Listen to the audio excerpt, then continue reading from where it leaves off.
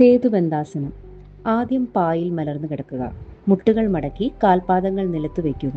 കാൽമുട്ടുകൾ തമ്മിൽ അരക്കെട്ടിന്റെ വീതിയോളം അകലം വയ്ക്കുക. കൈകൾ ശരീരത്തിന്റെ ഇരുവശത്തും നേരെ വയ്ക്കുക.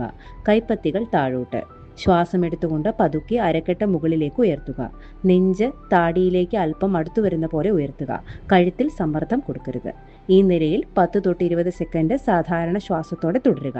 ശ്വാസം പുറത്തുവിട്ട് പതുക്കെ അരക്കെട്ട് താഴത്തേക്ക് കൊണ്ടുവരിക.